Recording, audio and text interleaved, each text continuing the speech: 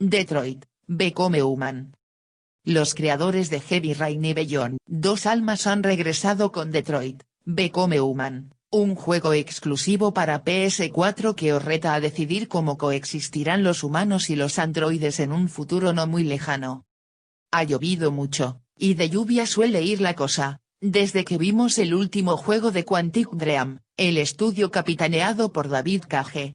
Antes de Detroit, Become Human tuvimos un Beyond Dos Almas que dejó al público un tanto enfrentado.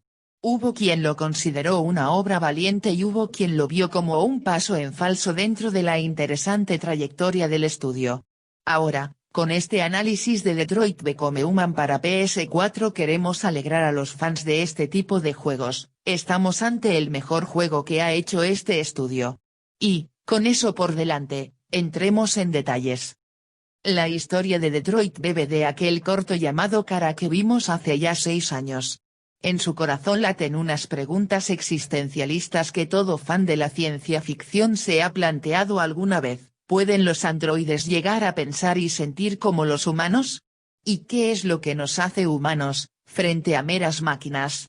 Sí, por supuesto que hay mucho de Blade Runner en esta historia.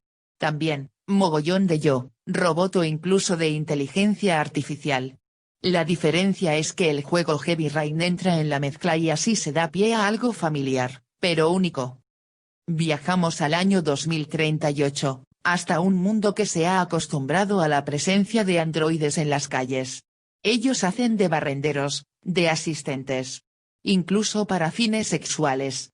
Al principio, parecían encargarse solo de meras tareas de mantenimiento, pero su efectividad hace que cada vez adopten más roles y, por tanto, dejen a más humanos sin trabajo.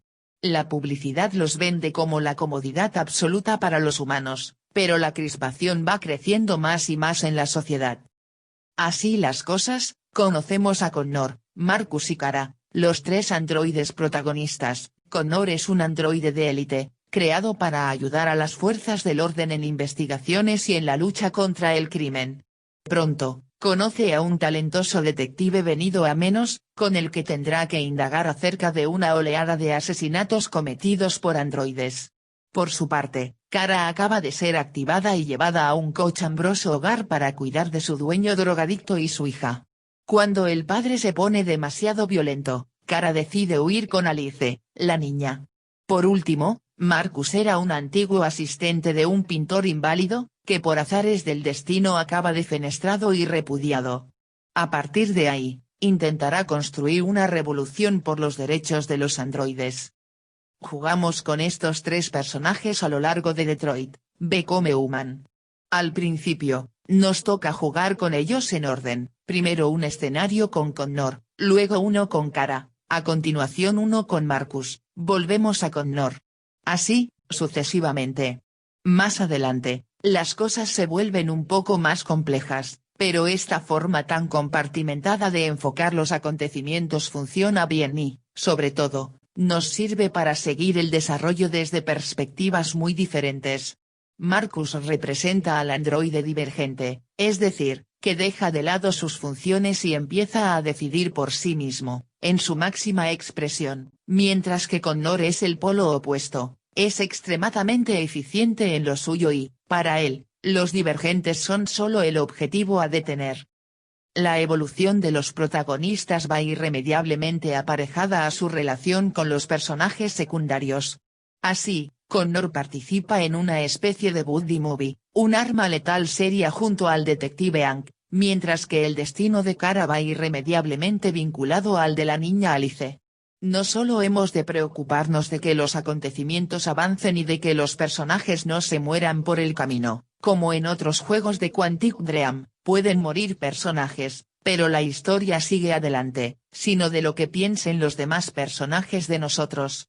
Por ejemplo, Marcus puede tomar decisiones, como ser pacifista en sus reivindicaciones, que enfadarán a miembros de su grupo revolucionario, pero mejorarán la opinión pública de su causa, o también puede hacerlo diametralmente opuesto.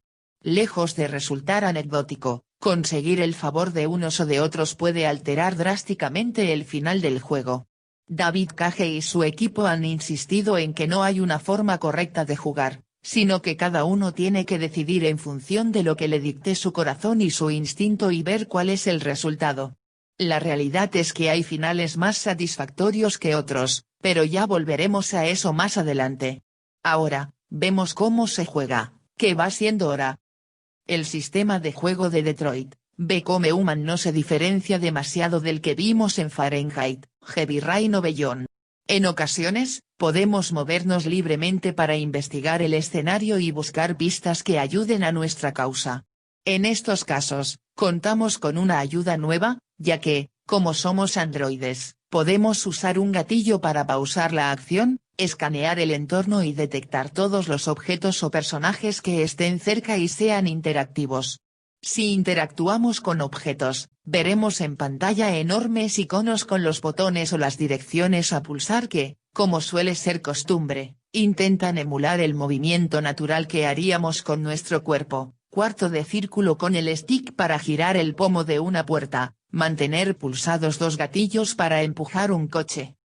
En ciertos momentos, y generalmente, en conversaciones con otros personajes, se nos presentan varias opciones para responder y hemos de pulsar el botón indicado para que el personaje diga lo que hemos elegido.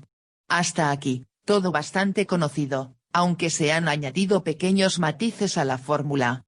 Lo más importante, como decíamos, son las indicaciones de que un personaje cambia su percepción de nosotros cuando damos según qué respuesta.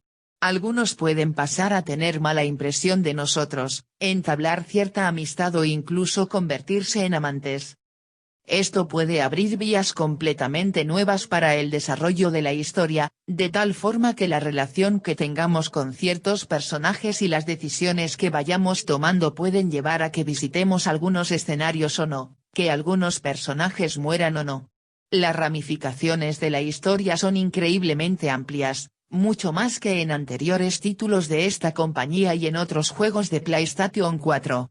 Se apuesta tan a saco por ese aspecto, que el juego se marca un par de puntazos que funcionan muy bien. Por un lado, tenemos flashazos de acciones que llevamos a cabo en el pasado, para que entendamos por qué estamos presenciando algo relevante en la trama, por ejemplo, en cierto enfrentamiento donde tendremos que demostrar nuestra validez como amigos, tendremos un flashazo de... Llega uno de los grandes cambios del juego, la tabla de flujo. Cada vez que terminemos una escena, veremos un esquema de los pasos que hemos dado y las decisiones que hemos tomado. Esto nos servirá para ser conscientes de los caminos que hemos dejado sin explorar y sus posibles acontecimientos. De hecho, es posible volver al menú principal y cargar cada escena para intentarlo de nuevo, incluso cargando directamente desde algunos checkpoints en los que nos toca enfrentarnos a una decisión crítica. Al cargar esos puntos podemos optar por que se guarden los cambios, y, por tanto, se sobreescriban los resultados de nuestra partida original, o simplemente veamos qué sucede, pero sin guardar cambios. Podríamos pensar que eso quita hierro a la experiencia, si puedes ver todas las posibilidades volviendo a cargar, ¿dónde está el riesgo? Pero, como decíamos, las ramificaciones son tantas, que ver un resultado puntual de una escena no bastará para entender la repercusión real en la historia de lo que hayamos decidido. La fórmula del efecto mariposa que vimos en Until Dawn es todavía más ambiciosa aquí, por lo que más de una vez sorprenderemos de cómo puede cambiar una misma escena de formas tan diversas a partir de decisiones que tomamos muchas horas atrás. No solo se trata de decidir, ya que en muchas ocasiones nos toca enfrentarnos a Quick Time Events frenéticos, en los que hemos de pulsar comandos muy sencillos, normalmente, una dirección en el stick o pulsar un botón, pero hay que hacerlo realmente rápido. Por lo general, se nos permitirá cometer un fallo o dos en estas secuencias, pero los errores reiterados desembocarán en perder el KT y llegar a una escena diferente. En ese sentido, muchas de las decisiones que hemos de tomar también han de hacerse contrarreloj, por lo que el juego nos obliga a estar más en guardia que en otros juegos de PS4 de corte similar. De todas formas, si no queréis estresaros demasiado, podéis iniciar la partida en un modo más narrativo, en el que la dificultad de los eventos contrarreloj baja drásticamente y solo tenéis que preocuparos de tomar las decisiones. Nosotros, no obstante, os recomendamos que os lancéis directamente a por el modo experto, que es el más intenso. Otro añadido a esa dinámica son las llamadas preconstrucciones de la acción. Puede que nos toque llevar a cabo acciones complicadas como trepar hasta un punto elevado o evitar un tiroteo. En esos momentos, la acción se pausa y hemos de hacer un barrido con un cursor por la pantalla para detectar posibles acciones. Por ejemplo, al pasar por una escalera, una silueta nos sugerirá que podemos trepar por ella. En ese momento, pulsamos el botón de preconstruir y un medidor de tiempo nos invitará a avanzar la acción con los gatillos para prever qué sucedería. A veces, será la opción correcta, pero otra recibiremos un mensaje de error, por ejemplo, que la escalera no puede aguantar nuestro peso, por lo que hemos de buscar otra opción. Lo interesante es que, a veces, tenemos que optar por alguna de esas acciones en apenas 5 segundos, fiándonos de nuestro instinto y sin poder comprobar el resultado final.